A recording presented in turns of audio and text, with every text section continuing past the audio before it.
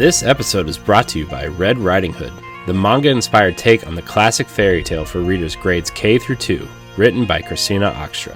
In Red Riding Hood, readers review the classic story in a brand new way, with twists in the story, more diverse characters, and featuring Japanese aesthetics incorporated throughout. Red Riding Hood is part of a series published by Capstone and written by various artists with unique takes on your childhood favorites. Look out for Red Riding Hood, available on Amazon and your local bookstores. Congratulations, Christine, on your first published book. The link is in the show description.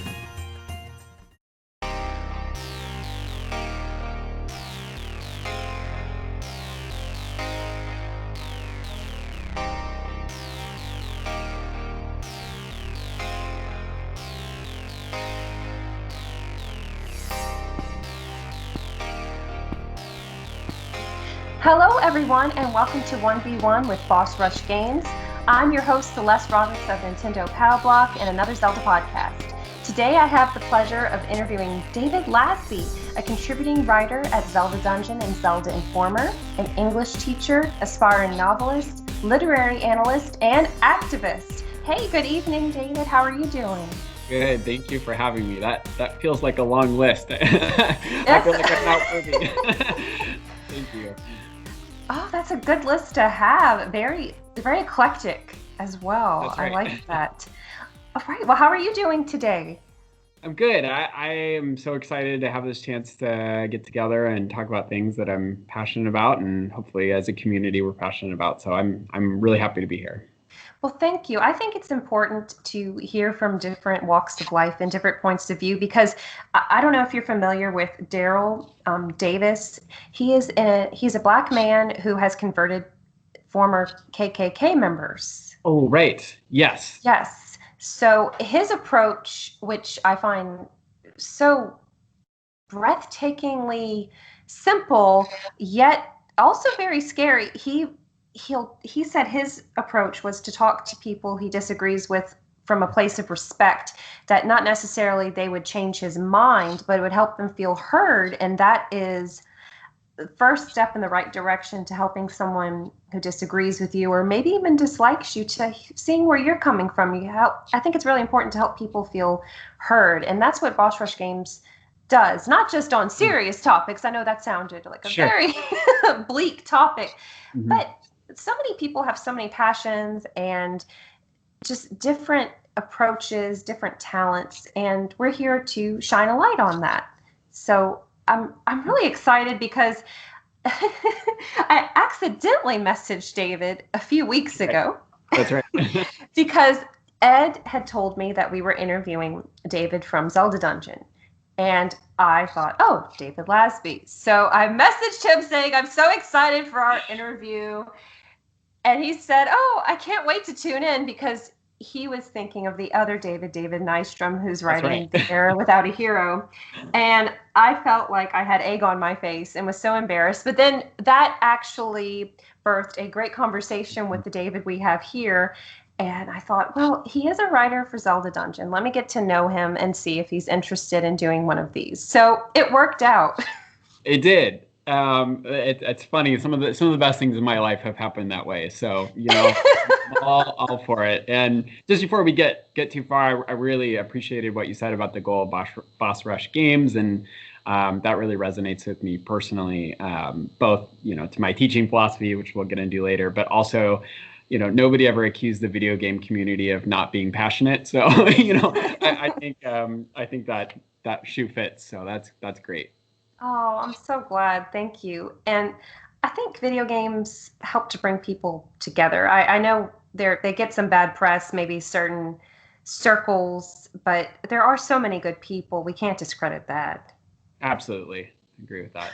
We should definitely not judge anyone by the comment section of anything, because I think sometimes we like to hold up the worst cross section of our humanity and then try to paint, with broad brushstrokes. Can't do that. So.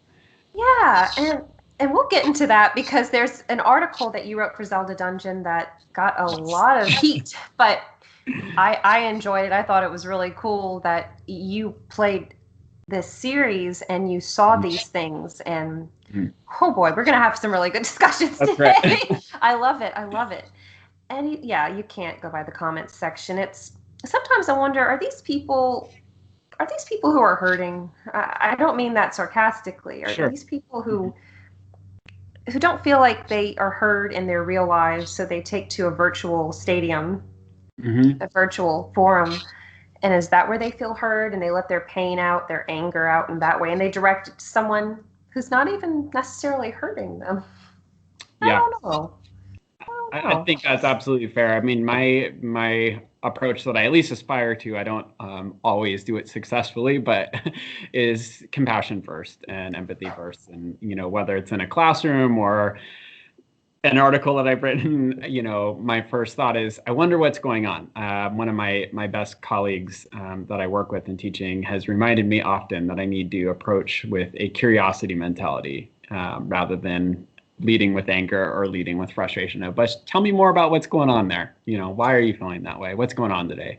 So. That's really important. And we're all human, right? We're all gonna, like you said, it's not all the time. I mean, if you're having a bad day and that match gets lit, we're all human, right? It's just we have to decide what dominates. Gosh, we're getting really deep, and we haven't even started the interview. I'm sorry, David. But let's talk about your career as an English teacher, since you brought up your colleagues. So what inspired you to enter this field, this profession? Gosh, so much. It's hard to narrow it down, but I would say for me, my trauma background growing up, which is something I wrote about recently as well, really was challenging as a child, coming from a broken home, a home with domestic violence and a whole host of other issues. School and, to a lesser extent, sports were places that I felt like I had some control in my life, and that I could maybe make some decisions about who I am and the direction my life heads. And so I did find success in the classroom early on, and that was a real bright spot for me. And so I really latched on to teachers when I was at school and just wanted to learn from them, understand how they got to where they were, and to use learning as an opportunity to have the kind of life that I wanted to have instead of my family defining that. And so, that education really saved me in a lot of ways from following the footsteps of trauma, as so often happens for folks who survive trauma. And I knew that I wanted to give that back to other people, to offer that same empowerment that education gave to me. And so pretty early on, by ninth grade, I knew I wanted to be an English teacher, and focused on that quite a bit. So much so that, I did that kind of classic adolescent thing of, if it wasn't related to what I wanted to teach, I just, went to sleep in my honors math classes, which I soon was not in honors math anymore. And then I got to college. I went to the University of Washington, and, being a freshman, I was low on the registration priority list. So I had to just take some random class. And the random class that filled my schedule was a Forestry 101 class. And I just fell in love with it, and realized, like, wow, I think I want to study science as well. And so I almost actually went into being a science teacher instead. And of course, I had to then hire my friend to tutor me in all the math that I slept in through high school, and was kicking myself, realizing, man, you just really never know what turn your life is going to take. So I had to work doubly hard to get back that knowledge. But by the time I graduated, I had a Bachelor of Science in Forestry and Environmental Science, and a Bachelor of Arts in English. And then I went back and got my master's in teaching. And, that gift that knowledge has been to my life is something that I strive every day to share with my kids. And I tell them, look, I know a lot of you are in my class, don't ever want to open another book again after you're done in my class, but help me identify what you're passionate about, and let's show you how reading and writing can get you there. And that's kind of been something I've tried to live by, and something that fills me up and makes me want to get out of bed every day. So yeah, that's why I went into teaching. Oh, I can tell you're just glowing talking about that too. So your students are very fortunate to have a teacher who cares so much. Thank you. Yes, because I have an English degree as well, and my concentration was creative writing, but in addition to that, lots of literature. And of course, there were people growing up. I'm sure you saw some of your fellow students, maybe not so much on the college level, but the lower level, secondary, elementary, middle school, who weren't quite as passionate about reading. And sometimes I wonder if it's because the subject matter just didn't grab their attention. Sure. I think that's totally fair. In fact, probably one of the most fulfilling things that I've done in my teaching career, a colleague and I decided to, for lack of a better word, challenge the school district about their curriculum and completely rewrite and blow up the 11th grade curriculum to be more inclusive. And so we got rid of a lot of the, sort of very stuffy classics that, kids today don't like read, that are largely written by straight white men, which, that's fine, but that's not very reflective of the kids that we have in our classroom. So we try to be more inclusive of diversity, of sexual orientation, gender, race. And what we found when we recreated the curriculum was that kids actually want to read when the author looks like them, when the author has the life experience they did. And so that did really develop a love of reading that we hadn't seen before. And that was a huge breakthrough, I think, for us. I think we started out from like an equity perspective of just trying to be more inclusive, and we ended up at a place where we found, that actually can create a love for reading. Like, it does, just because we have screens and video games, which obviously are important to me, doesn't mean kids can't enjoy reading and storytelling. So. Oh yeah, and so I have to ask, and there's no right or wrong answer to this. Sure. So, do you prefer to read with a physical book, or on your Kindle, or an e-reader, or both? Does it matter? It absolutely matters. I'm 100% in the hard book camp. I can't do e-readers. I read a lot of news. I consume a lot of news on my phone. But if I'm sitting down to appreciate a work of art, I want it in my hands. And for that matter, I'm going to buy a game cartridge too. I don't like downloading the games either. There's something about having it in my hands. Maybe that, makes me a traditionalist. I don't know, but. Yeah, that's how I feel too. Like, I'll read news on my phone. Like, okay, I want some quick information. I don't want something I'm not necessarily devoting a ton of time and energy, but I like holding a physical book as well. There's just something like the physical experience of turning a page and the smell, and I don't know, like, okay, this is in my hands. I have to focus on what is in my hands right now. Yes. Yeah, and like I said, guys, there's no wrong or right answer. If you guys like your e-readers, please, at least you're reading and enjoying someone's very hard work. Very hard work. Very hard work.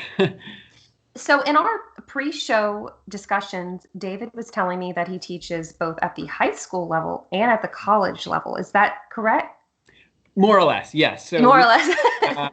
I am technically employed by a local college in the area, but I still work in the high school. So I teach regular high school classes, and then I teach through this program called College in the High School, where kids will get full college credit for the class that I teach, and then I have to run my curriculum by the college so that it's an official college class on their transcript. So it's a little bit of a hybrid.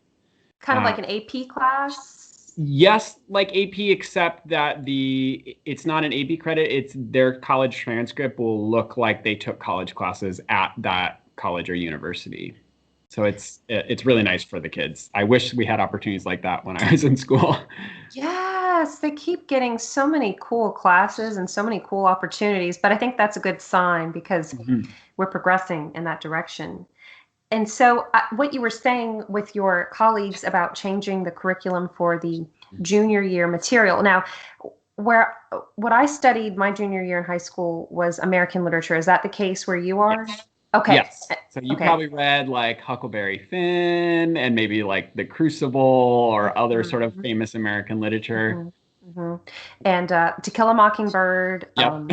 We did read, after we read To Kill a Mockingbird, we read A Lesson Before Dying by Ernest Gaines. He's a local Louisiana author, not my exact town, but she did want us to compare and contrast the two because they did have similar themes. Sure. Those. So I think it's great, especially when your students are going out into the big bad world, that they have that exposure. Do you think that helps them when they get to college, if they've been exposed to different books that you guys are trying to push on that level? Sure. And I think there's definitely a need for balance. Certainly books that are considered canon or historically great books are there in that way for a reason. And it's not that we were trying to knock those. And we want kids to be prepared for college where they're going to have a cultural knowledge of these great books. But at the same time, what is the goal for learning? Is the goal for learning to have status and class and to be able to say that you have more knowledge than other people, or is the goal of learning to be transformative? And we firmly believe that the goal of learning is to be transformative. And if that's the case, then that exposure to all different walks of life and all different types of people is really, really important. And it's why I love English. It's what I believe English is important for, is to create an understanding of the world around us and to create empathy and connection and hopefully build a society that includes everybody. So I think that's important to have curriculum that exposes kids to, like you said, they're going to go out in the big bad world, and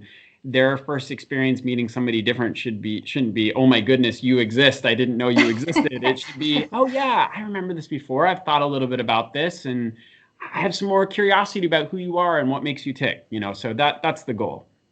And I like that as you were discussing it, it just clicked with me. Okay, so that's American literature. America is a melting pot. So there should be other voices. Sure, have us read about the Age of Enlightenment. Have us read Edgar Allan Poe. I do love my spooky Edgar Allan Poe pieces. Absolutely. But especially as you look at slavery, they were Americans. They became Americans. They became part of this culture, this history. Their voices need to be heard. Sojourner Truth. And there's another author, I cannot remember her name. She was a slave girl, but I don't know if she was kept as a slave, but I guess her master had her educated, if you might know who I'm referring to. I cannot think of her name. And I apologize. It's probably something I should know. I'll probably remember later in the middle of the night. Yes, I'm picturing her beautiful portrait, and she was a lucky example because I guess I don't know if they kept her as a slave or they took her in as more of a daughter. I do apologize for if I get any terms incorrect, but she was very fortunate because they believed in her education, and she ended up writing lots of poetry, lots of essays. And I think that is inspiring, and that's amazing. We need to hear her voice. As we get to the 20th century, the 21st century, we need to hear more voices beyond. Yeah, I think, I'm sorry, I didn't mean to interrupt you. No. I think, certainly widening who gets to tell history. We kind of have this term in education, decolonizing history, because history has certainly been told from a singular perspective for a very long time. So getting those historical voices from women or women of color is really important. And I think the other kind of piece of that is also contemporary voices. I think sometimes we have the sense that being old makes things good art or important. And if something's new, it almost can't qualify as literature yet.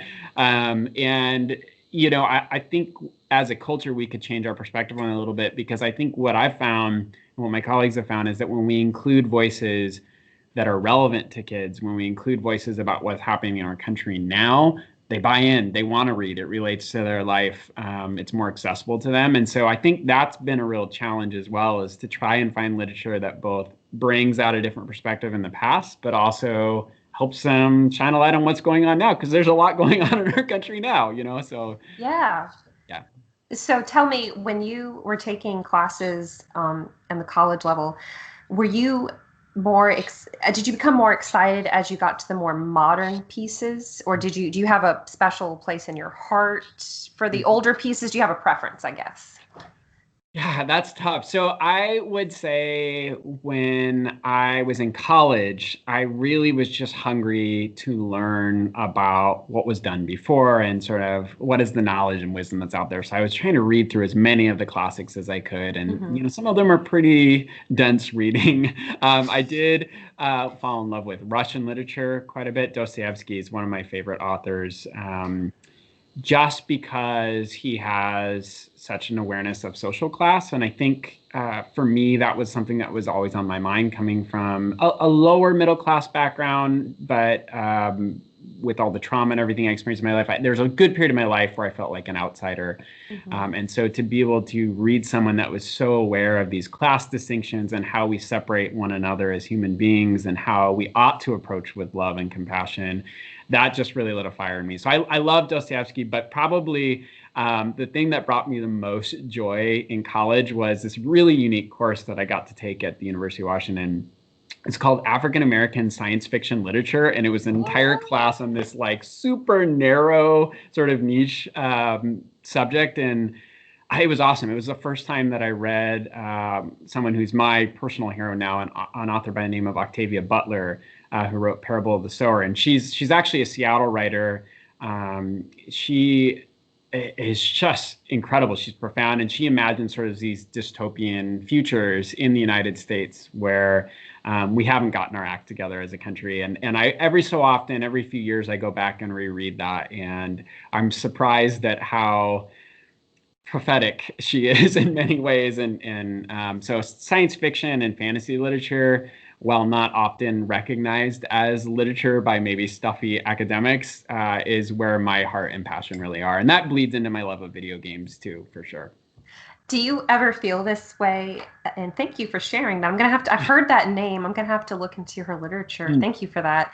I joke with people when I meet them, when I tell them I major in English, I'm like, I'm not criticizing your speech. I am not going to make fun of you for what you like or don't like, or it's okay if you didn't care for Moby Dick. I was taking three English courses that semester and I didn't even finish Moby Dick. Just we're people too. We're not judging you harshly, please. Well, those are some really good points. Thank you for that. And so you mentioned Russian literature. Are there some other, and you mentioned Octavia Butler's works. What are some other favorite novels or literary pieces that you enjoy? Well, I am a big Lord of the Rings fan. So that Tolkien is an author that has greatly inspired me. I also grew up reading a lot of C.S. Lewis's fantasy books like Chronicles of Narnia. Anything that's really imaginative. George MacDonald, who I believe was Scottish, is considered the father of fantasy writing. He wrote a book called Fantasies way back in the early 1800s. And both Tolkien and C.S. Lewis credit him as being their inspiration for fantasy literature. And so I went back and found his sort of coming of age story of a boy who wanders into fairyland and for his 21st birthday and has to sort of find out who he is as a person by exploring this mythological landscape. And that really struck a chord with me growing up and influenced the way I think about, storytelling and video games and art forms in general. So those are some authors that really stick out to me when I think about that. Awesome. Thank you. I mean, there's so many, and there's so little time, so many books to read, so many games to play, so much art to appreciate. And I really appreciate you mentioning, I should say, the classics, and the older something is, the more prestigious it is. I always, since you live in Seattle, I'm going to bring it up. I love Frasier. Oh, yes, me too. And I love how he is foiled so many times, and excuse my language, he makes an ass of himself quite a bit. Absolutely. And I love, but he's someone who's very highbrow, and he holds his nose up to things that his dad likes. His dad's more of a blue collar guy, but things that bring his dad joy are just as valid as the opera house that brings Frasier joy.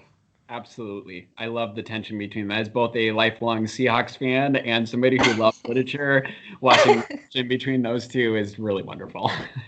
Yes, and we're big Saints fans down here. Yes, so. But I would love to go to Seattle. It looks absolutely gorgeous.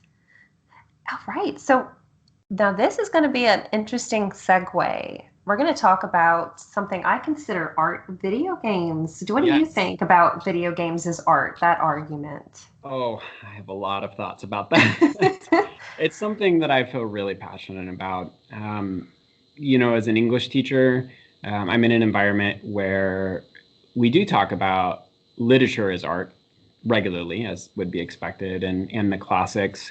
And I would even say just within those conversations about literature, anything that gets out of very realistic, very serious, very stuffy examinations of the world, anything that goes beyond those borders isn't really taken seriously. And so things like the ability of science fiction to reveal something unique about our humanity by examining something that isn't humanity, right? I feel like science fiction, when it's done well, is some of the most profound literature that human beings have created because it's disarming. It gets us to examine our biases, our bigotry, the ways in which we treat each other by tricking us into doing it. Because here we're reading about an alien civilization, or we're reading about robots or whatever, but we're not reading about robots. We're not reading about aliens. We're reading about ourselves, and we don't often even realize it. And I find, whether it's teaching or reading, that the best way to create change is to build empathy and compassion before the person even realizes that's what's happening in their life. So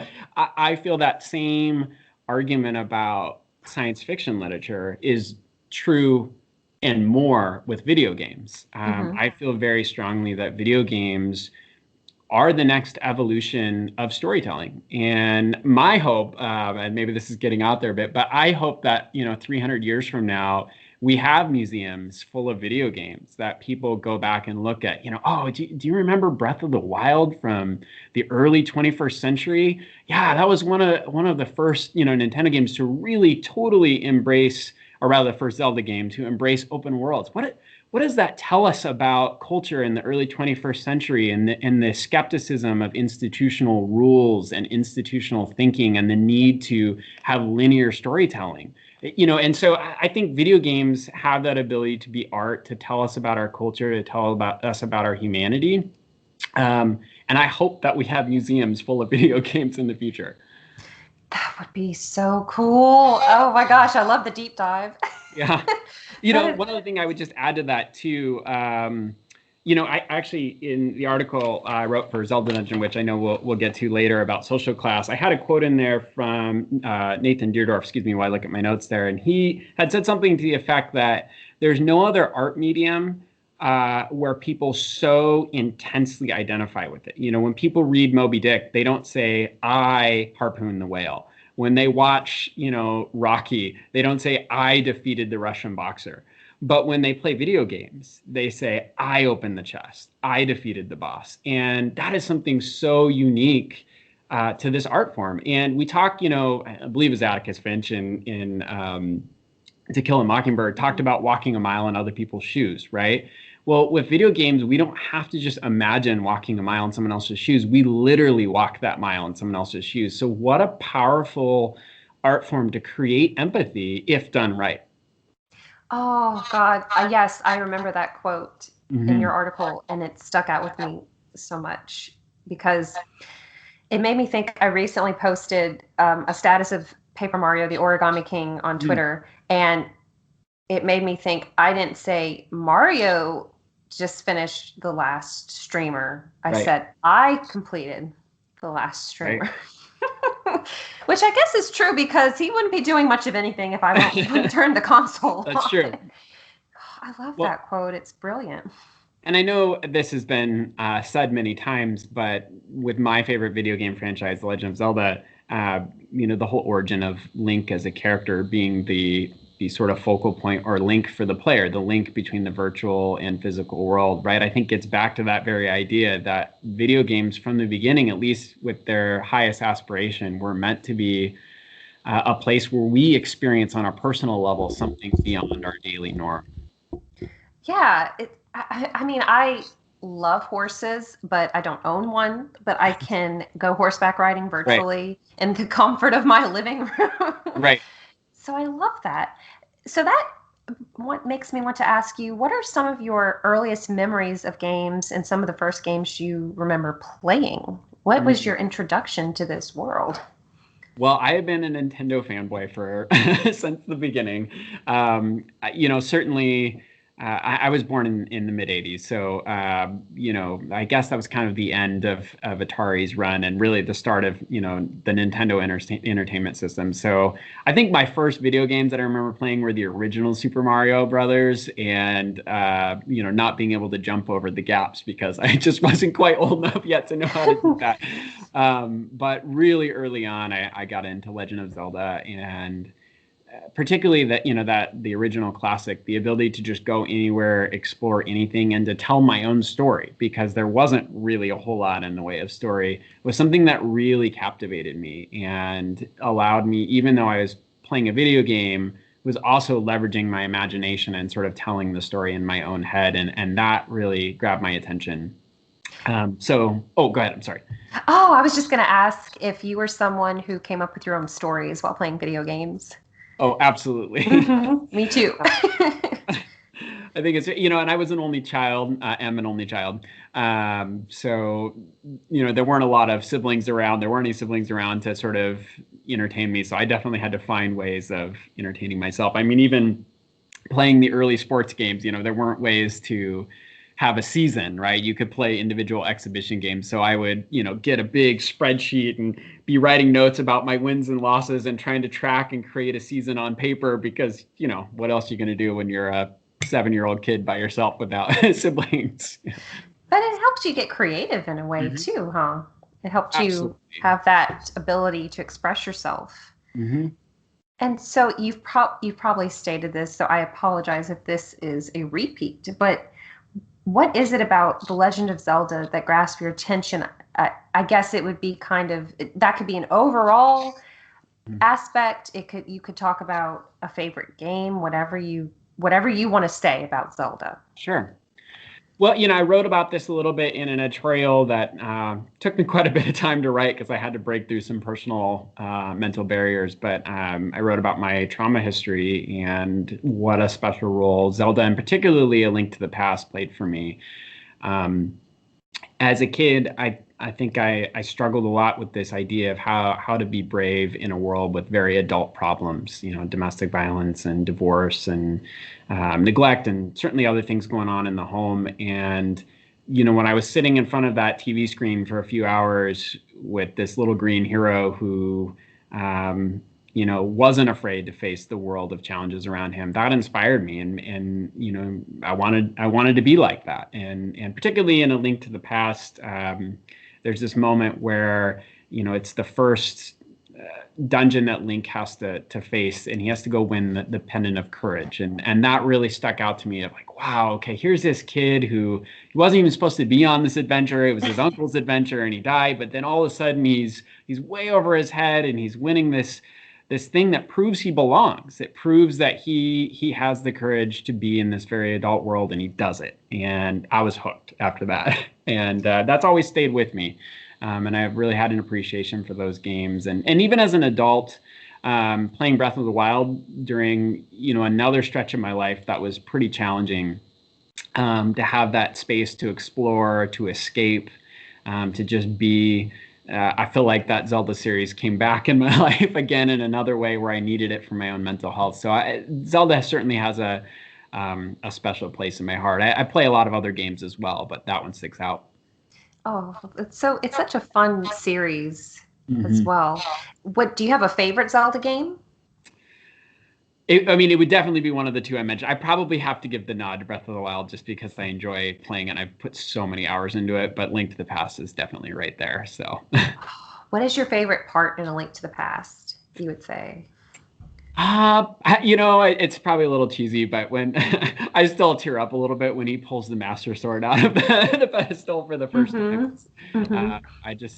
I found that so captivating and inspiring as a kid. But just being able to explore and have this sort of world that you can truly escape into and, experiment with, what happens if I just throw this boomerang into this random fountain? Oh, look, now I have the magical boomerang. And just that, endless possibilities gave me the space to have a little bit of power in, a time in my life where I wasn't necessarily empowered. So that stays with me. I think my favorite, I don't know, the favorite part, I guess the part that comes to my mind is when that man is talking about his son. He's at the tavern. He's talking about his son who plays the flute, and Yes. he can't find him. He misses him. He wants him to come back. Oh, it breaks my heart. But spoilers for anyone who hasn't beaten A Link to the Past. There are a lot of happy endings during the credits. So, and Breath of the Wild, my goodness, just did your jaw kind of drop a few times while you were playing that game for the first time? Absolutely. I mean, I know the moment's kind of cliche now, but that first moment you come out of the Shrine of Resurrection and stand up on the hill and you see the whole world before you, I felt like I was 5 years old. Like, just like brought me right back to that moment of playing for the first time and thinking like, wow. So Nintendo, I know there's lots of issues with Breath of the Wild and everybody has their favorite criticisms, but boy, did Nintendo knock it out of the park with just that wow factor of being able to explore possibilities and the sense that anything is possible. Yes.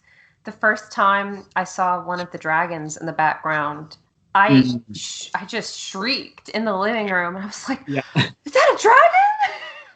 Is there a dragon in this game? That's true. That would definitely have to be another one of those moments for me. Yeah, it was outstanding. I loved it. Well, what about the animation? Do you have any particularly favorite art styles that you would like to see the series return to? Well, it's a little controversial at Zelda Dungeon. There's quite a few Twilight Princess haters out there, and I know that it's kind of an ugly game in a lot of ways, but I love a dark Zelda game. I love the graphical style and the sort of weirdness of a game like that. Like, nobody really looks normal. People's faces are kind of too big or seeming out of place, and it's just so, I don't know if eclectic is the right word, but it really just resonated with me how sort of odd and unique it was. So I really enjoyed Twilight Princess. Maybe I'm a little blinded by nostalgia there. It's hard to argue with Wind Waker. At the time, I'm probably like many people, I hated the cartoony graphics of Wind Waker, and now as an adult, it's impressive. So those two stick out to me. Yes. I was really upset when Wind Waker was not going to look like that demo they had at E3. Yes. But I remember a friend told me, oh, the creators wanted it to look like you were exploring through the eyes of a child, which makes a lot of sense. That's beautiful. Yes, and the music in that game. Absolutely. It's just outstanding. It's so good. And it's funny that you bring up Twilight Princess with the strange faces, because some of the characters, even in Ordon Village, I'm thinking of the shopkeeper. I cannot think of her name, but she's very in love with her cat. Yes, the cat lady. Yes, she has a very round face, very squinty eyes. Right. They're almost bizarre looking, but it fits. It fits with that game really well. So how did you become a contributing writer for Zelda Dungeon? Apparently, you're obviously very passionate about the series. So how did this come about? It probably would never have happened if there wasn't a pandemic. I mean, I was just sitting around doing dishes, like is pretty much my regular routine being home with the kids during the summer. I just find like I'm endlessly in the kitchen and just longing for mental stimulation. And so I was going through my podcasts, and I had been regularly listening to the Champions Cast, which is the kind of the podcast that they do for Zelda Dungeon. And they were having a promotion for a fundraiser for Black Lives Matter. And I just remember thinking, man, this is really cool. Like, these are some people that love Zelda as much as I do. And they also seem to really care about what's in the world. I wish I had friends like this, and that had all of those interests in common with me. And I kind of just had this slap myself moment, like, well, why don't you reach out to them? And I was like, no, I can't do that. Like, that doesn't make sense. I was like, all right, whatever.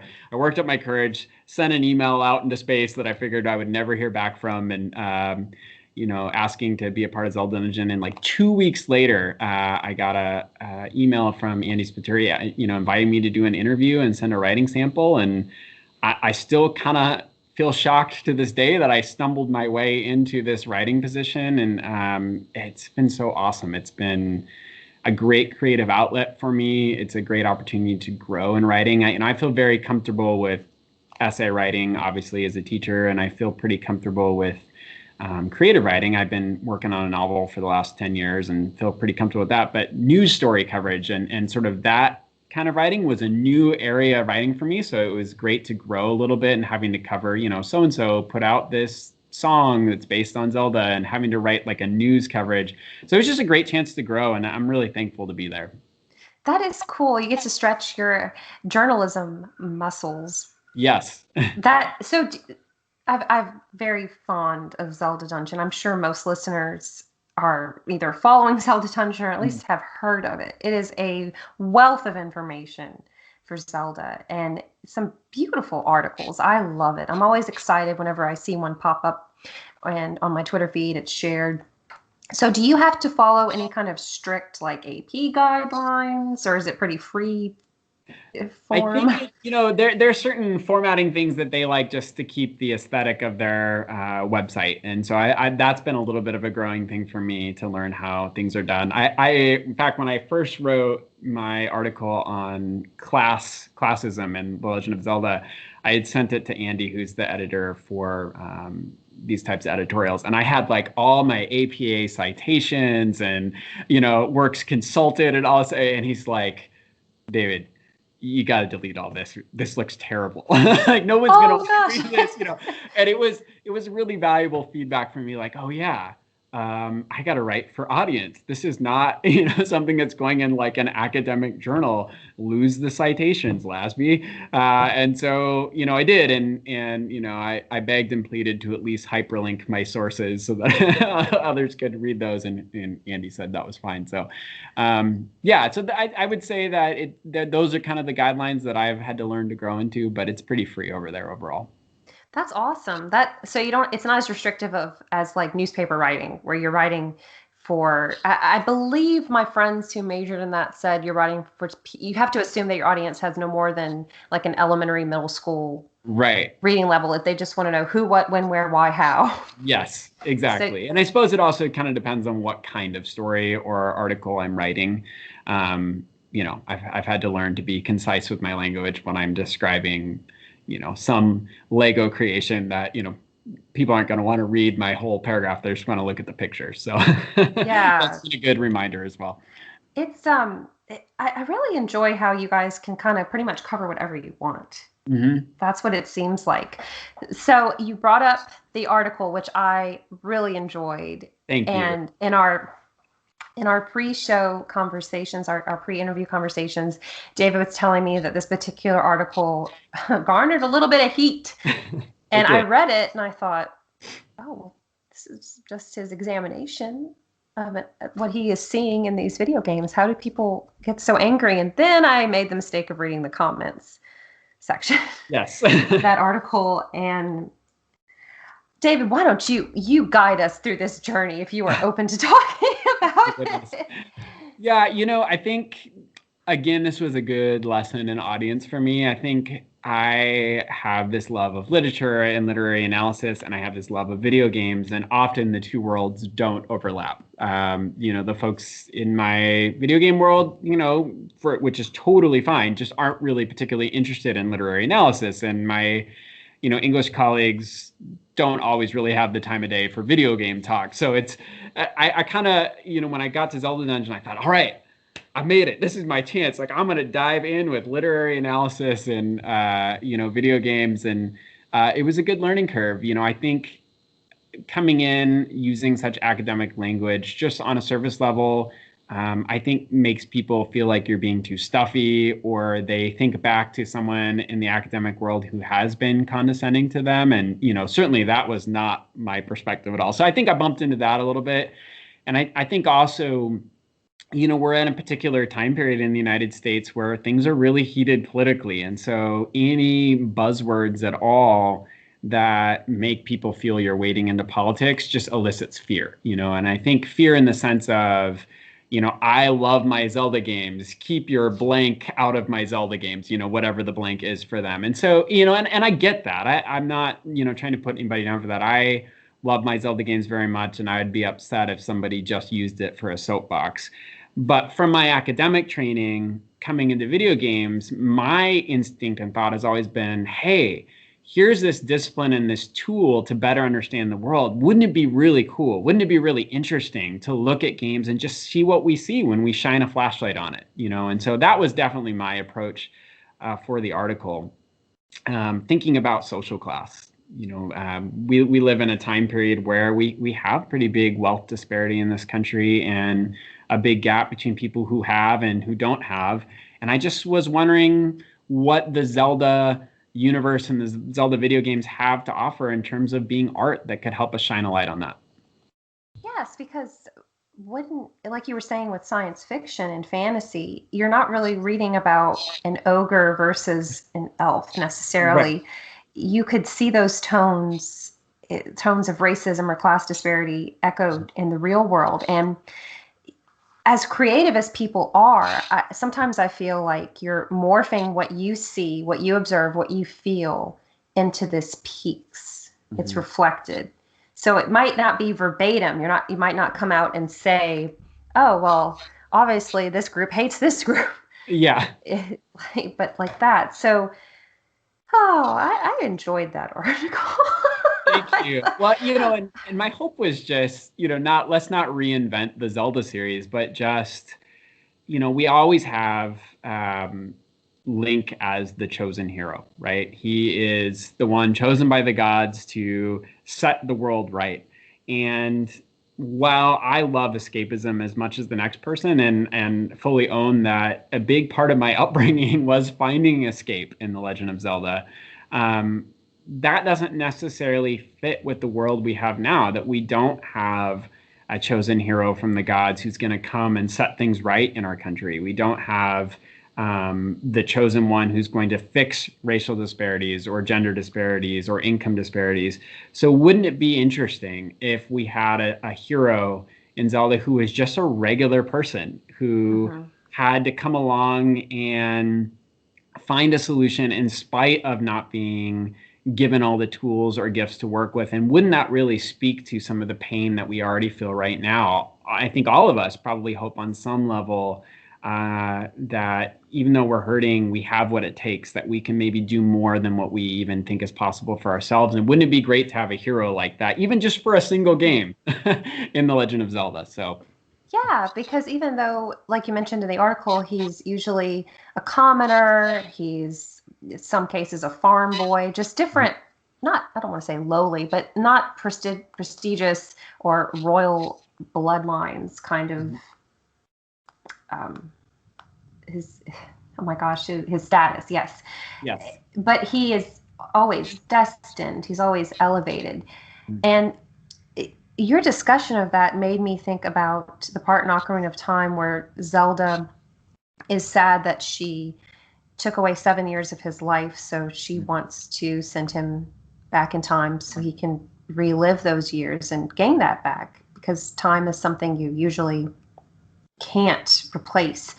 So that also, I always wondered whenever I play that and I get to that scene, I wonder if she's also sad because they can't really be together. Mm-hmm. I don't know. There are different interpretations, but sure. I always wondered, a lot of people do like Zelda and Link together in the romantic sense, but I always took it as she was sending him back to his life and she's going back to her life. What do you think? I think that resonates with me a lot. We obviously don't know for sure if there's a romance budding between them in that game, but it's certainly hinted at in other games in the series. And yeah, they're not well matched in the traditional classist sense, right? That she is royalty and he's, interestingly enough, a war refugee in that game, right? That his mother fled to the forest and died and asked the Deku Tree to take care of him. So they come from opposite worlds, and really part of the pain of that parting is that there was never going to be able to be anything between them. I think, please correct me if I'm wrong, but I think the first time we see them being even close to being on the same level is in Skyward Sword, when they're both training at that Knight Academy. Yes. Yeah. I think a lot of people were pretty excited about that being included in Skyward Sword. Of maybe, is it finally possibly going to happen between the two? So. Yeah. And I think her dad is the headmaster. So she has a little bit of status in a sense, but really and truly, it's not to the extent of, oh, I'm a royal princess and I have these roles to fulfill, versus you're just some little kid from the forest who has left it only once. Right. Yeah. Well, what are some of your other favorite articles you've written for Zelda Dungeon? Well, I have one coming up. It's not out yet, but it'll be out, I believe, September 1st. It's a daily debate article about the inclusion of mythological characters in Legend of Zelda, and this was definitely an article that kind of hit my love of all things English related, but also Legend of Zelda. And the question that I asked was, would you like to see more mythologically inspired enemies in The Legend of Zelda in future games? And thinking obviously about the centaur-inspired Lionels. We have the Hinnox, which of course are inspired by Cyclops. And I just wrote a little bit about, that first time of going to,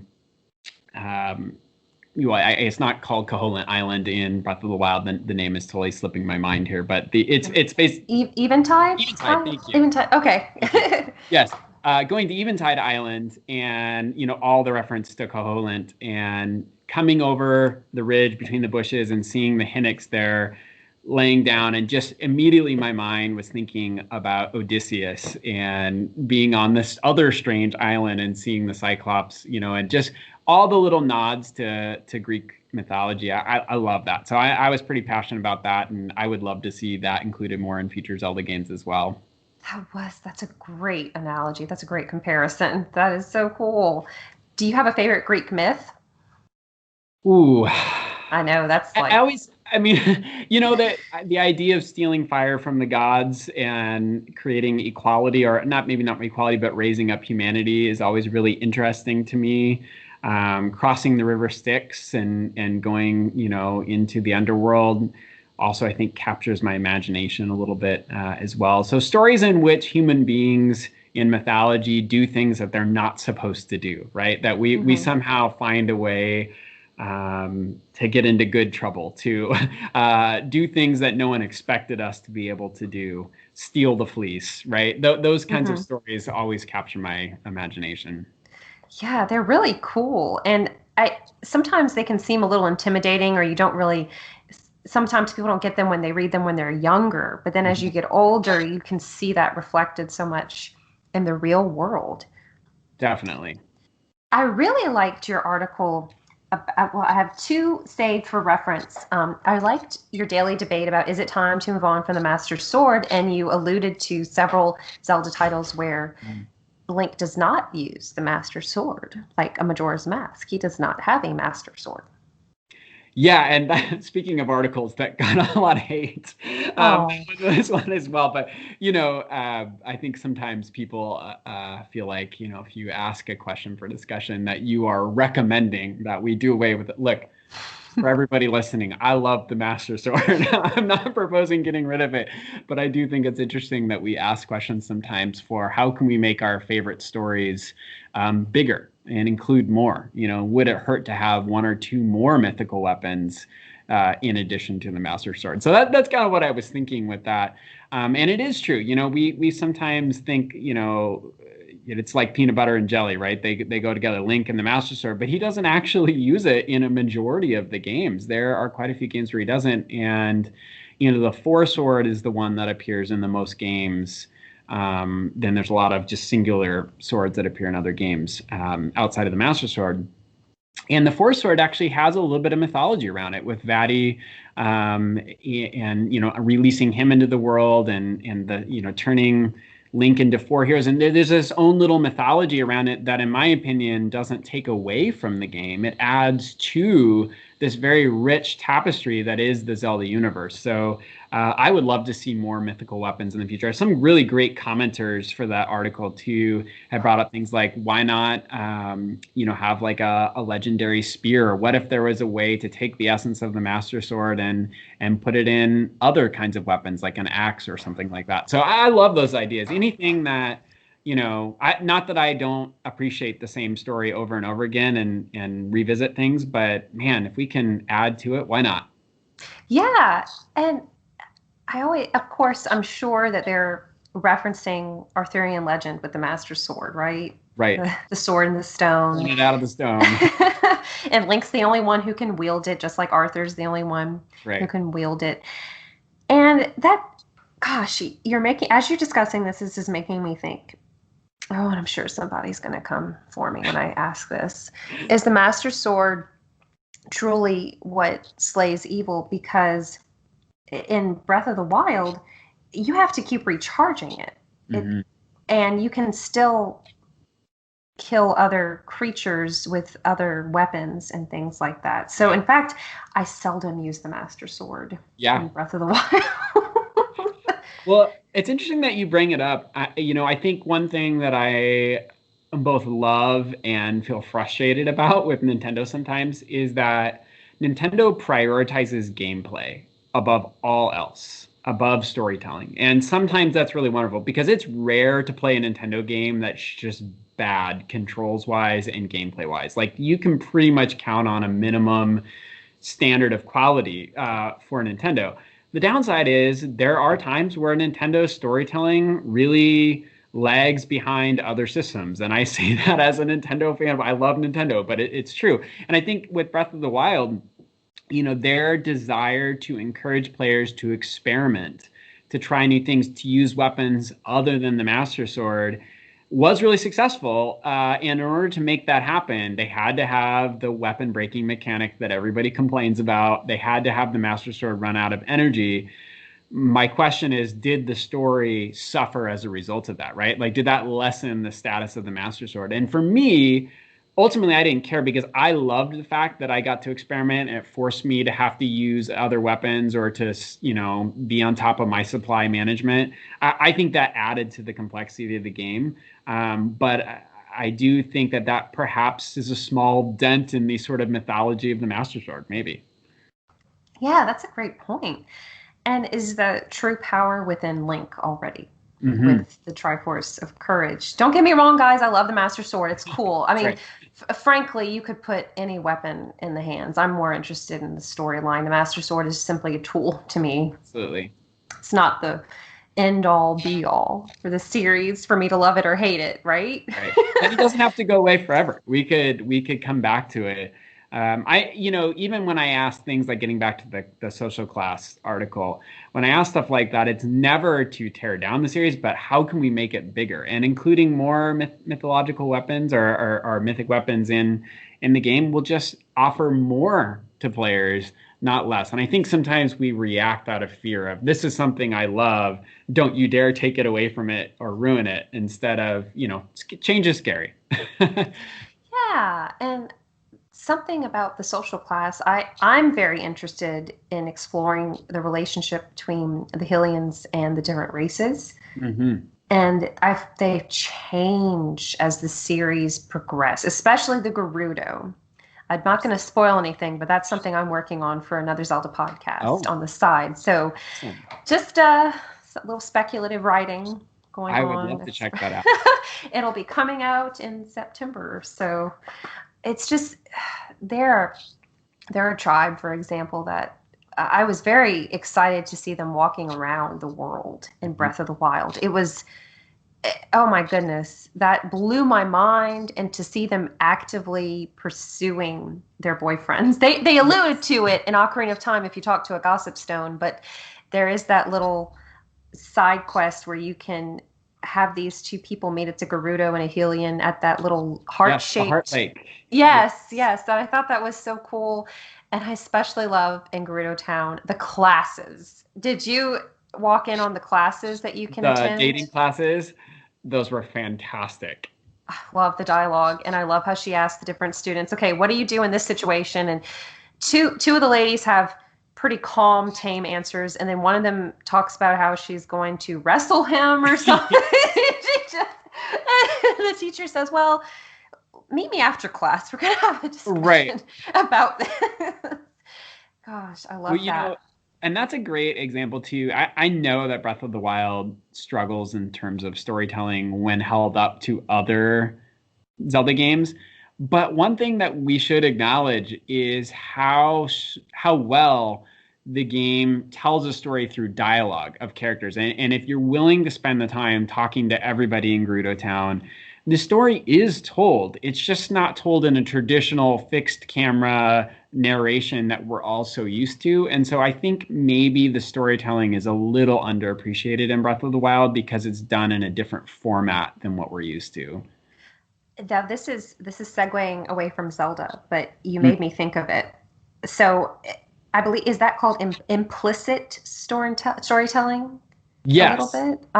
Yeah, I would say so. In opposed to the explicit narrator directly spoon feeding you the storyline, which, you know, we're all of us are lazy processors, so we prefer things that are given directly to us just inherently with the way our brains work. But if we're willing to be out of our comfort zone and put in the hard work, that implicit storytelling can be really beautiful. Yes, and it helps you feel like you're the explorer discovering things. Yes. In that way. And what brought to mind this type of storytelling is the remake of Resident Evil 2. I don't know if you're a fan of the Resident Evil series at all. I've played a little bit. I think it's been since the GameCube game since I played. Oh, there's nothing wrong with that. It was so the older ones probably have this, but with the remake of 2 that came out in early 2019, I'm someone who is not so much interested in the carnage, but the stories. Like, I want that game, that series is a great example of read the diaries, read the memos, explore your surroundings, look around. And someone wrote a great article about the implicit storytelling in Resident Evil 2. For example, when you're at the police station, if you enter from one of the sides, you see some body bags and you see some graves that looked like they had been dug up, and they're getting rid of the deceased and they're running out of room. So no one in the game, no characters say anything about that, but you look at it and that tells you just how serious things were getting in Raccoon City. So guys, you got to explore video games. Oh my gosh. I'm someone who I will talk to every NPC multiple times. Same. Yes. Especially they put in all that work for the dialogue, right? That's right. I'm always worried that I need to click it one more time just in case there's an additional message. I guess Zelda games have trained me that way. Yes, and then you don't want to accidentally hit if it's like a did you get all that, and you accidentally hit no. Oh, it's so like that's one time I regret pressing B too fast. You also had another great article. It was another daily debate about why does Lanayru warn that Link can be ruled by the Fused Shadow and Twilight Princess. You want to talk about that one? Yeah, thank you. I come around more often and give me all these compliments. Yeah, you know, I think there was an article I wrote in July asking if people would play a game where Link could choose to be evil. And my inspiration for that article was going back to a game I played in college, Knights of the Old Republic. I don't know if you ever played any of the Star Wars games on Xbox, but you have the option of choosing the light side or the dark side. And many games have done that since, but that one's always stuck out with me. And so in asking this about, you know, whether people would play a game that Link could be evil, like overwhelming response of like, how could you ask this? Link is always good. Link is a white hat. You know, this is unquestioning. Have you even ever played a Zelda game? And, you know, so when I was playing Twilight Princess again with my daughter and I came across that part, I was just kind of surprised because it really did seem like the game itself was suggesting that Link is corruptible and that, like all people, he had the potential for evil. If you haven't played Twilight Princess, one of the light spirits, which are sort of these guardians to keep Hyrule safe, warns Link of getting too close to this evil weapon, the Fused Shadow that he's trying to get so they can find the antagonist. And the light spirit warns Link that if he touches it, that the power could be corrupting and could turn him evil like it has other characters in the game. And it made me want to stop and have that conversation with folks of, you know, even somebody who is iconic as Link, does he have the possibility for evil? And ultimately, you know, that should make us reflect on ourselves and what possibilities do we all have to succumb to sort of our darker desires. So Yeah, and I did read through the comments, and they weren't as heated as the other articles Yeah, no, comment, it was good. thankfully. But there were some people, I did notice one comment did say, I like the idea of Link being corruptible. He's human. I would like to see that change up, that dynamic. I mean, we fight Dark Link in Ocarina of Time, and if you want to delve really deep, maybe they didn't mean it. Maybe it was just a cool feature.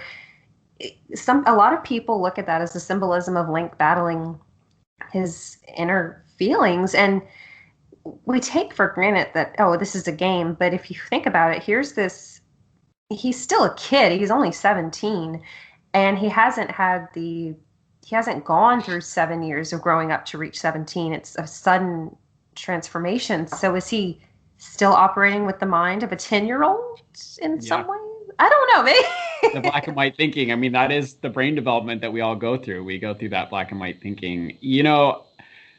I think also, and granted, these games were made before this moment with us now, but hopefully that idea is explored, as that commenter said, in future Zelda games. I think we live in a time where our faith in institutions has been shaken, as a country. I mean, large institutions, not promoting anyone, but for example, the Catholic Church had all of its scandals, and a lot of people left the Catholic Church. We had the financial crisis in 2008, where a lot of people were forced out of their homes, and the people that were engaging in predatory lending practices, nobody went to jail, right? We have had both parties have had a turn in the Oval Office, and yet things haven't really gotten a whole lot better for the average person in this country. And so we do have this time where our faith that there are truly good people or just truly bad people is sort of this simple way of looking in the world. It's not that way anymore, that there are no more heroes in some ways. And maybe it's time our video games reflect that as well. That's a great point. And this is going to be a personal note. It was funny that you brought up the Catholic Church. I live in a predominantly Catholic area. Right. And I even went to Catholic school. But I mean, I think I'm fortunate the time period I grew up in more so than what my grandma grew up in. She's an example. She told me that for whatever reason, she decided to ask their priest if she could attend the wedding of her best friend because her best friend was Baptist. Mm. I cannot even fathom. First of all, I wouldn't even think to tell the priest my business. Right. But he told her that she could not even attend the wedding because she's Catholic. Wow. And she's 80. My grandma's 80 now. And whenever she tells that story, she always says, I deeply regret not going to my best friend's wedding and serving in her wedding. So I hate that she went through that, but I am happy to hear her show her regret. And as things have evolved, there are people in my family who, through just the wheels of tradition, oh, you have to get baptized, you have to get confirmed, you have to get married in the Catholic Church. My grandma's 80 and says that she thinks it's really important for people to live together before they get married so they can get to know get to know each other. So it's I think the only way is up, and there will always be evil in the world, but there will always be people who want to fight that evil. Right. And we have to find the courage, just like Link.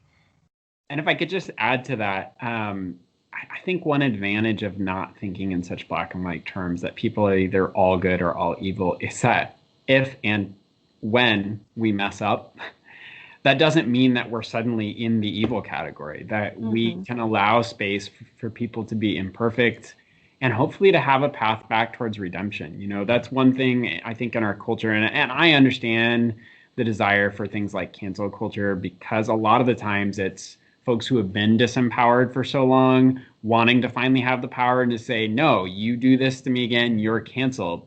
And then there's the other half of the sort of coin too, where how do we as a society allow a path for redemption and to bring people back into the fold at some point and to move beyond things that they've done that are wrong or missing the mark. And I don't have a good answer for that, but I just think that's one product of getting out of black and white thinking is hopefully we realize if we can all mess up, then we all need a place to be brought back in. Yeah, it's really, So I'm a big fan of makeup and cosmetics, and I don't know how much you know about that realm. That is not a strong suit for me. But there's a lot of cancel culture in there because there are some YouTubers like beauty gurus or different companies, and people dig through their tweets, they deal through their practices. They don't allow them a chance to redeem themselves. Or if you're using a certain product, people automatically might assume, oh, you support so and so, so you're an evil person. And I just don't think that's fair. Maybe there is a more sinister thing behind the choice, the decision, but around where I live, Walmart is one of the biggest retailers. There are upper class people, but it's a lot of middle class and lower income families. And I don't think they would survive if they couldn't afford the cheaper items. And that's not to say that there aren't evil things happening at the corporate level, but I can't go look at someone who's supporting this large family on less than $20,000 a year and say, oh, you can't shop there. How dare you? You have to go to the fancy store. Right.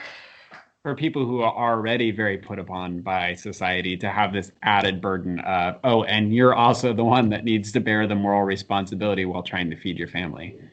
Yeah, they're just trying to eat. I think most people are just trying to get through the day, right? Like most people just want to pay their bills and have a freedom from fear. Right. That's what they want. Gosh, this is getting so deep. Oh, I'm going to cry. I hate judgment, and we're all guilty of it, right? We're all guilty of judging somebody. We're all human. We all have our preconceptions and biases, but it's how you choose to allow that to dominate you. Yeah. Right?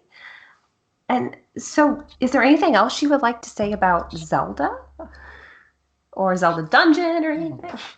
I mean, I think you got to a lot of it. I'm just very grateful to have a chance to write and to talk with people who are really passionate about video games too. I think I've gathered enough courage. I'm going to try write an article about gender roles in Gerudo Town. I think there's a lot that the Gerudo in Breath of the Wild do in a very subtly way to explore gender in our society, and I'm sure that will, if social class ruffled some feathers, I'm sure we'll be getting to non-binary characters and gender in Breath of the Wild. That will ruffle a few feathers, but I think that's where I would like to go next. I'm still working on learning courage as a writer and just putting that out there, but yeah. My gosh, why don't we show them some books that have been banned throughout time, and let them comment on those. Oh, I'm all for freedom of thought and expression. Sure. People can read something without feeling like, I don't understand why they feel like it's a personal attack. Yes, I definitely had my worth as a human being evaluated very thoroughly after the last article, but I'm also learning to have thick skin, so it's good. Oh, yeah. And you're also an aspiring writer, so your thick skin's going to have to come in handy big time with that. Do you have any current projects regarding writing? I do. So I've been working on my novel for about a decade.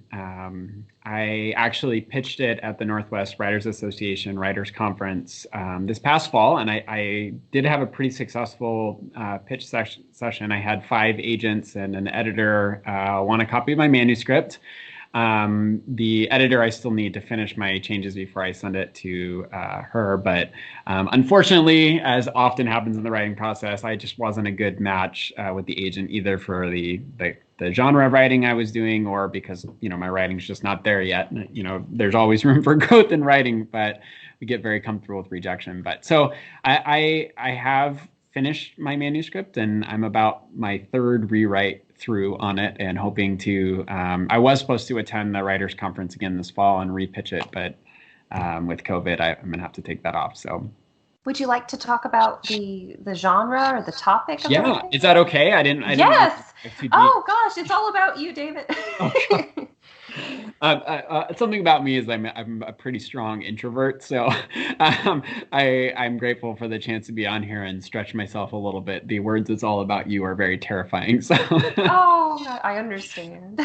um, yeah, so it's in the fantasy genre, but it's not classical sort of high fantasy. It's I think the category. It took me some research to figure out what category my novel's in, but I think you would call it like urban fantasy or contemporary fantasy.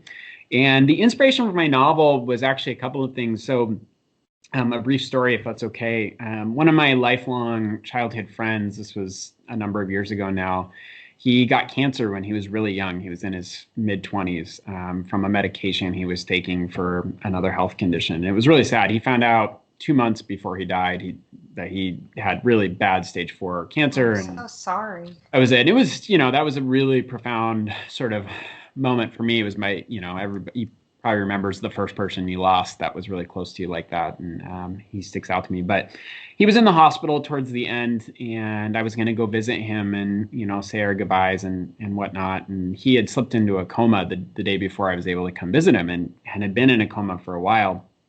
And so I thought, okay, well, prepared myself emotionally. I was like, I'm going to go visit him. And I did. And I came at a time where nobody was there. So I just sat in his hospital room there, and he happened to wake up. He happened to wake from his coma, and it was the only time he woke from his coma, pretty much until he died. And I, to this day, feel a little guilty that his family wasn't there and all these other people, but there was nobody. I mean, it was just me there. So I asked him. I said, "Hey, how you doing? I'm so glad that you woke up." And we talked for a bit, and I asked him, I said, "Hey, do you remember what it was like when you're in your coma? Like, I've always wondered that. You tell me about that." And he had been on a respirator, and so he had a hard time talking. So I had to really lean in to hear him. And he was whispering. He said, David, he started crying. He said it was more real in my coma than anything I'd ever experienced in my life. And he just started sobbing about what he had experienced while he was in this coma. And I was like, okay, well, do you want me to write this down for you? Is there something I can do to help you remember it? And he just looked at me. He's like, it's too important. I got to write it myself. And then he died shortly thereafter. And I never talked to him about it again. But I'll never forget that experience in, both as a person just trying to process my grief of losing my friend, and also as someone who's curious and a writer. This just stuck with me. And after a lot of time of grieving, I thought, okay, I need to write about this, both just for my own healing. And it's just this idea that I can't get out of my head of what is that like? And so I wrote a novel about a man who's on his deathbed, and he wakes up inside his own soul, what I imagine to be my friend's experience in his coma. And he journeys through this very physical place, like, a modern, landscape.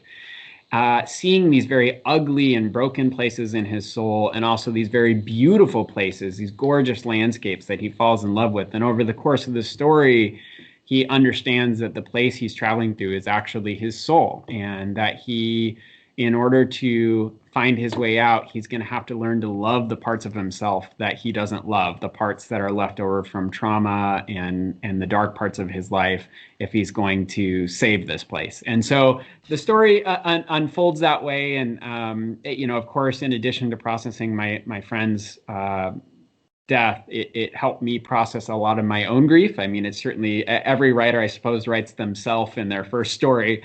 And, realizing, okay, I have these sort of ugly parts of myself that are leftovers from trauma, and how do I learn to love those and see those as beautiful too? So. Oh, please do share your work when it's ready, because we would love to interview you again and talk about it more in depth and everything. And I'm really sorry for your loss. That's hard. Have you dabbled in any other types of writing, like poetry or anything else? Not that I like to admit.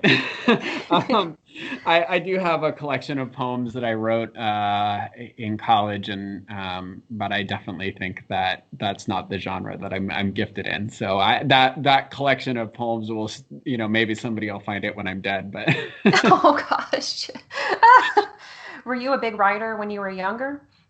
I was always really interested in writing. When I was real young, first grade, and they ask you what you want to do when you grow up. I knew I wanted to be a forest ranger and a writer. And at various points in my life, I forgot about both those things and have sort of wandered back to them with, studying forestry in college and now finding myself being a writer, which I still don't know how I got here. So I don't think anyone really does. It's just it kind of happens. It doesn't really work out maybe how you're thinking it will. Mhm. I mean, who really knows at 12, 13 what you're going to be doing when you're in your 20s, your 30s, and beyond? And people change careers all the time. And something that really inspires me is hearing about people who are much older having their magnum opus come out, or Yes. delving into something that makes their heart sing, like when they're in their 60s, 70s, 80s. That's not too late. No, exactly. Yeah. And there's no timeline for life. It's really hard to get caught up in that and to compare yourself to your peers, especially with social media now. People are only going to share the highlights, right? Absolutely. There's plenty of 20 somethings out there who have already published 4 books, and it's just like, oh, get out of my news feed. I can't. No. But Yes, but right. you're not, You're but right. you still have a story to tell. The age doesn't matter. In fact, your story might be richer now because you've had so many more life experiences to develop it. This applies to relationships, but I think it can apply to your art as well. It's something like if you ask someone, where have you been my whole life? If you meet somebody that you really click with and the response was becoming the person you needed me to be. Wow. I Yeah. know. I mean, that's it, isn't it? I know. So just some people don't meet their partner till much later, or they maybe never meet somebody, but they have so many friendships and other great relationships. I think that's the same with your art, right? It's never too late. Don't compare yourself with the 20-something.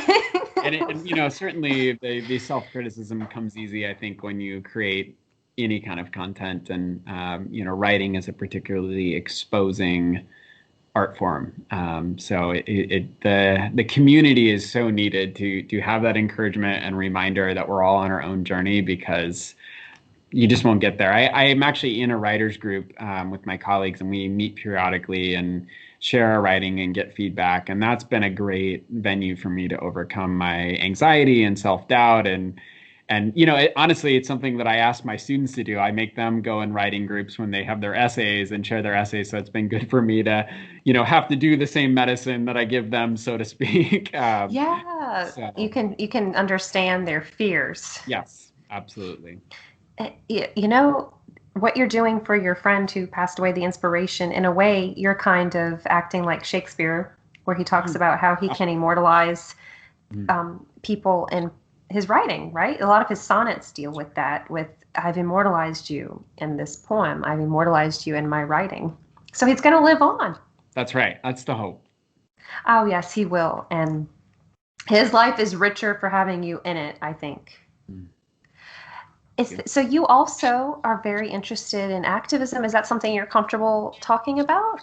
It is. It absolutely is. I have another Twitter account that I keep separate, that I engage in my activism life, and then I try to have my my Twitter account that I do for my writing. And well, I feel a little guilty about that on some level. I also, every other part of my life, my activism is integrated in, and so my writing is my kind of escape place. But at any rate, I do feel really passionate, probably because of my own history of overcoming difficulty with trauma, and the fact that I'm in education and I see inequities on a pretty regular basis, and I want to see the world get better. So my areas of passion, is it okay if I talk about issues that are important to me? The two big ones for me are healthcare and the environment. Those are things that I feel very, very passionate about. With being an environmental science major in college and studying forestry and just seeing how much damage we're doing to our planet, and having two children of my own, and wanting to pass on the world to them. And even just nature in general. I love camping and fishing and kayaking. I love being out in, and it just makes me so sad to see what we're doing to our planet. So I'm pretty active with that and pretty passionate about things like the Green New Deal. And similarly with healthcare, there was a pretty large period of my life when I graduated and was just working my way through retail jobs that I didn't have health insurance. I mean, I remember a very distinct period of time, like 3 years, 4 years, where I didn't go to a doctor, didn't go to the dentist because I just didn't have insurance. And that certainly created a lot of empathy for me that, I feel like, man, we're the richest country in the history of this planet. Like we can probably provide healthcare for people, like, not to take away from all the other things that people love to, spend money on or think it's important. I don't want to argue with people who feel like we need a strong military. Like that's their business. That's great. We want to make room in the budget for that. That's fine. But man, let's make sure no one dies from something we can cure if they just had the money. Yeah, that's a lot of guilt on our conscience. Right. So that's a heavy, knowing especially preventable things as well. So I do quite a bit of political writing, both in my job as an educator, trying to leverage school districts into being more inclusive, or, kind of recording my own thoughts on what changes need to happen in society. And then also, which is harder now that I'm a parent, but, attending marches and things like that when I'm able to, that's something that I try to do. It's definitely different being a parent now, and trying to balance, modeling these sort of values for my kids and also keeping them safe and recognizing we're in, things like a pandemic, and like, how do I find that line between modeling the kind of person I want my kids to be and making sure that they're not exposed to too much. So that's hard. Yeah. Are your children very young? So my daughter is 8, and my son is adopted. We adopted him a few years ago. He is 14, just turned 14 now. So they're a little spread out. I feel too young to have a 14-year-old, but it's that's been good, and they both keep me on my toes a lot. So they're high energy. And they're at those very impressionable ages. So I think it is important to help instill your values and have them question things, Sure. A lot of parents say, well, I'm the boss, that's why, or I said that, that's why.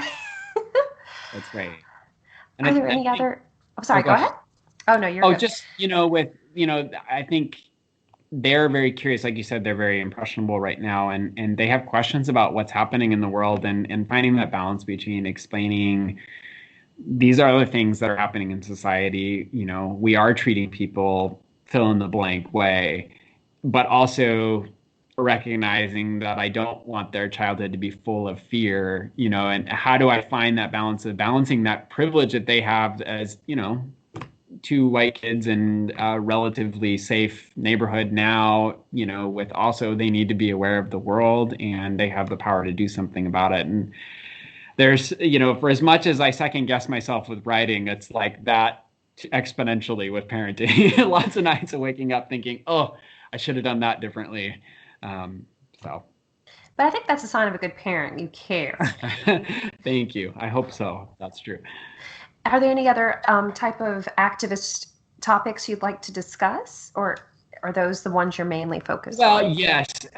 So, I feel very strongly about Green New Deal and Medicare for All. Those are my, if I could pick 2 issues for sure. But also homelessness is something I'm really passionate about. My wife and I used to do quite a bit of working with the street community. It's really hard because we drive, all of us, you, me, everyone, drive by, that person on the freeway holding the sign, or, through parts of town, and we don't want to stop or talk to them. Or, I think now when I have my kids, it's like, well, my kid's safe if I go get out and talk to them. But then the other reality is, how do we have a society that's compassionate and empathetic and takes the time to meet people and understand their story? And over the years, my wife and I have tried to make a point of, walking up introducing ourselves, shaking hand, and just listening. Hey, how'd you get here? Tell me about your experience. And the stories that I've heard over the years are just so heartbreaking. So, it's easy for folks to yell things like get a job out the window, or, to be resentful. I'm struggling, so why should you get help? But the reality is that so many folks on the street, I don't want to pull a number out of my head, but it's a high percentage number have experienced abuse at home, and are dealing with the mental health challenges that come from that. And certainly, beyond just the personal mental health reasons that people end up homeless, we're at a time where, we have 40 million Americans that are about to be evicted. We have people that have lost homes in the recession, and so there's so many reasons people end up on the street. And it's often not just, well, they're lazy or they don't want to just take any job that's out there. And so raising awareness for that, encouraging people to see the humanity in others is something I'm really passionate about. I will say that during the pandemic, that's gotten exponentially harder, right? We have this fear of coming in contact with anyone, let alone somebody that we don't even know.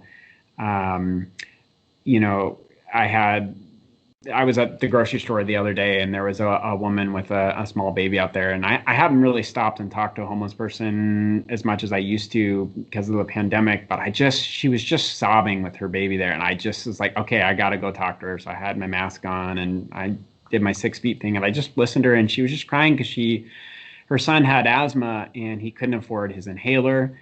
And with COVID going on, she was constantly afraid that he was going to get this lung disease, and she just needed the money for her medication. And so we were able to go get the medicine she needed in the pharmacy. She was only a few dollars short, but she said afterwards that I was literally the first person that stopped and talked to her all day. And that's not a story about, me at all. It's just that the thing that sticks out to me is how sad it is that here's this woman who's in need and we all let her down. Like, nobody has stopped and talked to her. And to be honest, 9 times out of 10, I probably wouldn't have stopped and talked to her either. So, I don't know what we do about that. I know homelessness is a complicated issue, but I think step one is learning to see humanity in each other and have compassion. It can happen to anybody. Right. And Absolutely. you bring up a good point about the job situation, because it's so much more than, let me go walk to this place and say I need to work. I mean, you likely have to have good hygiene. You have to have access to transportation. You have to have a way to take care of yourself and make yourself presentable for someone to want to hire you, right? You have to have an address usually. Right. And there's just so many factors that we take for granted. And even buying a home is so complicated that it's expensive too. Mm-hmm. And rent is expensive. And if you're at the mercy of someone else, right, that's really heartbreaking. And a lot, I've heard this argument before. Well, they're just going to take my $5 and go buy drugs. Right. I'm like, you know what? I can't control what someone's going to do with this money I give them. But that's not my responsibility, right? Like, that's, if they want to do that, I can't control that. I'm not going to go follow them around.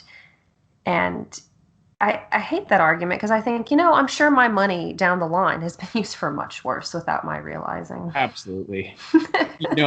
My wife, she's got her doctorate. She inspires me every day. She's a trauma psychologist, and she works with some of the most broken people in society. And we've actually discussed that exact reaction that you brought up. And she's told me many times, and it's always stuck with me. She's like, what if they do buy drugs? So what? Oftentimes the people who are on the street, as we mentioned, come from severe physical and sexual abuse backgrounds. Maybe getting high, while not the right medicine for them, is the only thing that gets them through the day.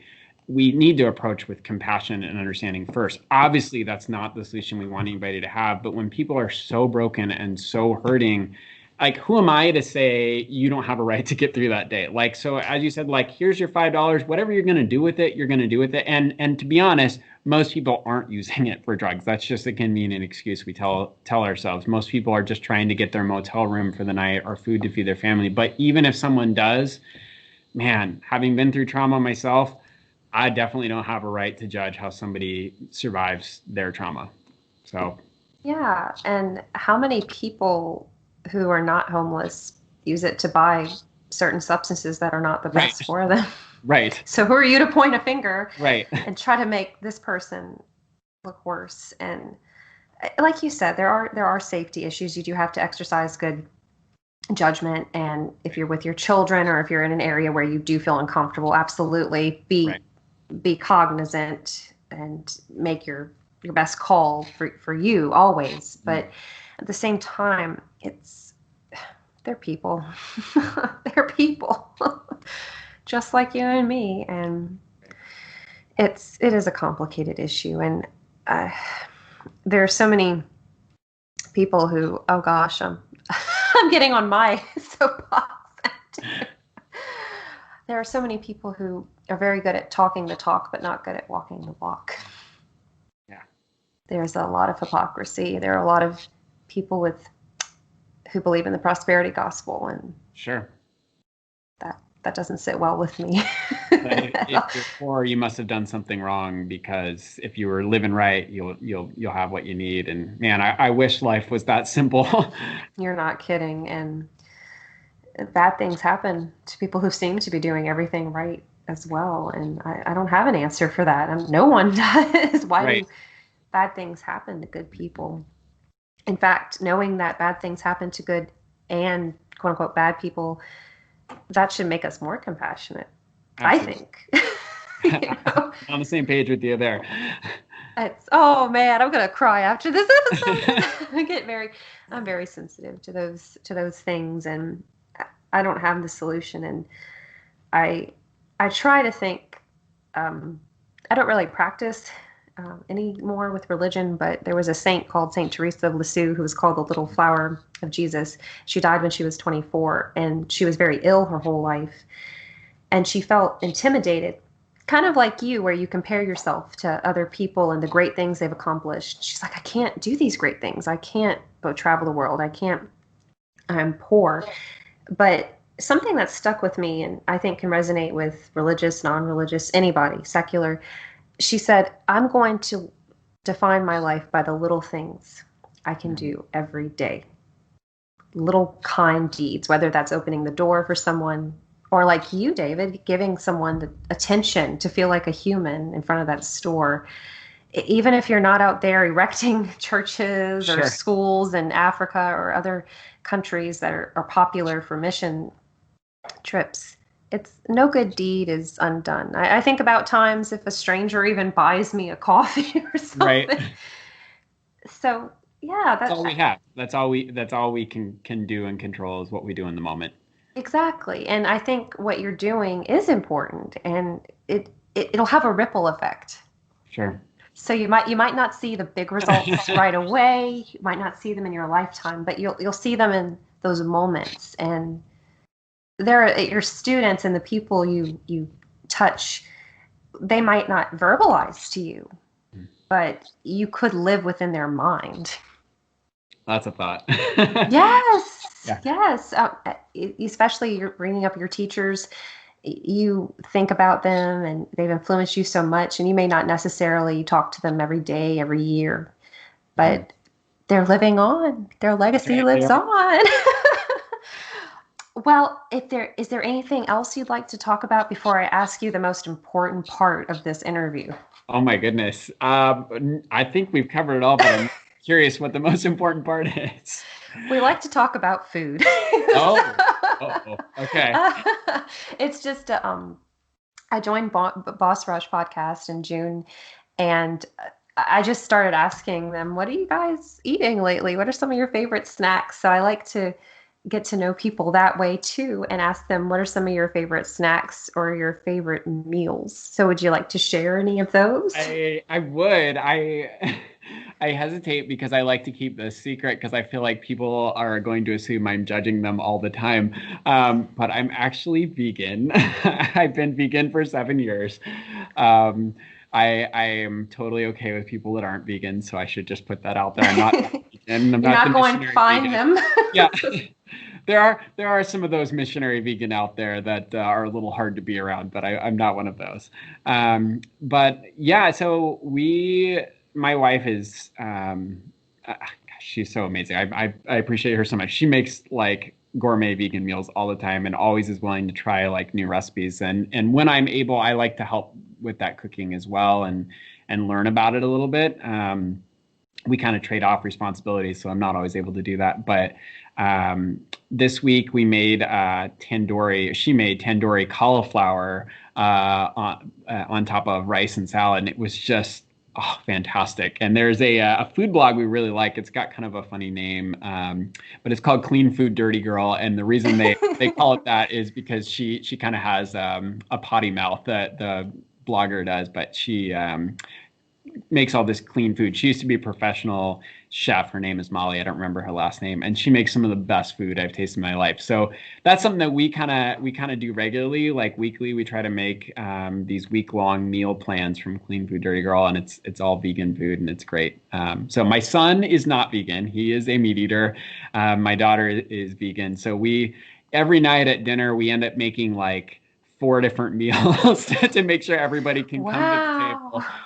So there's always lots of dirty dishes in my house, but we try to keep our teenage son and very picky 8-year-old daughter happy at the table. So that sounds delicious. I'm not vegan, but I like vegan dishes. I'm not opposed to trying alternate recipes. I like dabbling in that. So thank you for sharing that blog and those ideas. When we visited New Orleans for our anniversary last year, there's a couple vegan restaurants that you all have down there that are just unbelievable. So we went to, I think it's called Bread on Oaks. It's a bakery in New Orleans. It's just got incredible food. And there's another restaurant called, I think it's called Soul Food. Anyway, it's just got amazing like Southern vegan food. And that was great. So... I am willing to try that. I am willing to go. I cannot wait till things are back to normal and I can feel comfortable going there in a big city. Thank you for that, Dave. Oh, yeah. Well, is there anything else you'd like to share with the listeners? No, thank you so much for having me on the podcast. This was a great experience, and you really made me feel comfortable as a person who struggles with anxiety and is very introverted often. I really appreciated being here. Oh, no, the pleasure's all mine. Thank you for taking time out of your Saturday to do this. I really appreciate it. I love these 1v1s because I get to meet people. And I think I'm someone who thinks everybody has a story, even at the store. I'm like, I wonder what's going on in their lives. What are they passionate about? So I really appreciate your taking the time to tell us about your projects, about Zelda, about your activism, your teaching. And I'm really eager to hear what listeners have to say, if anything resonates with them in particular. But David, where can people find you if they want to follow you on Twitter? Yes, that would be fantastic. I am at David Lasby on Twitter. So LAS as in Sam, B as in Bravo, Y, Lasby. And I like to talk about all things writing and video games there. And yeah, I usually don't get into politics too much on there, but I love interacting with people. And you can also find me on Zelda Dungeon as well. Yes, you guys have to go read his articles. He is really good and he brings up some really great points, especially if you like the more academic style of writing, which I personally do. But guys, you can find Boss Rush Games on Twitter at Boss Rush. I think it's just at Boss Rush Games. Forgive me, Corey. He'll have it in the show notes. He'll have all the links to this. And I'm also with Another Zelda podcast. You can find that on Twitter. You can find our website, Instagram. But until next time, thank you so much, David, and we'll talk to you later. Thank you. All right, bye, guys.